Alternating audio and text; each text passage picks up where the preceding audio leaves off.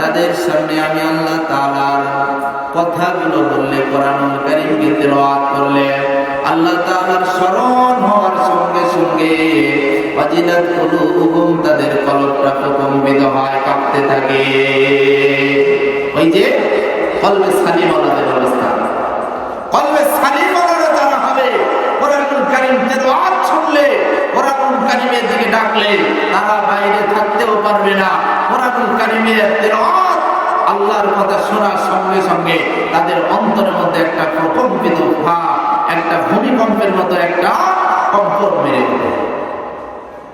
সে আল্লাহ পাক বলেছেন, প্রকৃত মুমিন তো তারাই, দৃঢ় বিশ্বাসী তো তারাই, যখন আল্লাহ পাকের স্মরণ করা হয় তখন ওই মুমিনের হৃদয়টা কাঁপতে থাকে। আর যখন আল্লাহর কালামে হাকিম থেকে তেলাওয়াত করে শোনানো হয় তখন তাদের ঈমানটা আরো বেড়ে যায়। ওয়া আলা রাব্বিহিম ইয়াতাওয়াক্কালুন।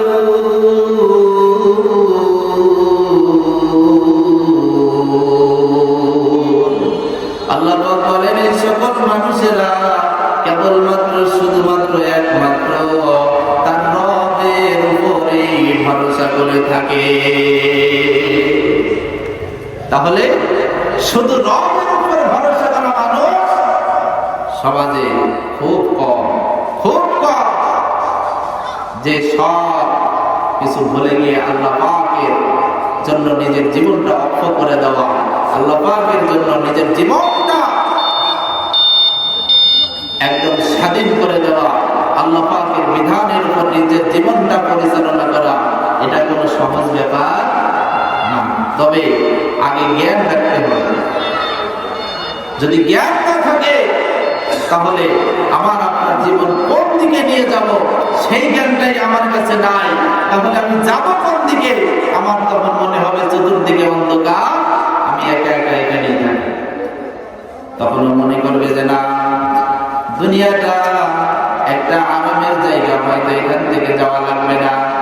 যদিও মনে মনে বিশ্বাস করে যে দুনিয়া ছেড়ে একদিন চলে যেতে হবে, এই কথা মুখে বিশ্বাস করলাম, মনে মনে ভাবে, জবানে বলে আল্লাহ পাকের তরফ থেকে একদিন মৃত্যু আসবে, কিন্তু আসলে অন্তরে এই বিশ্বাসটা আসে না। মনে করে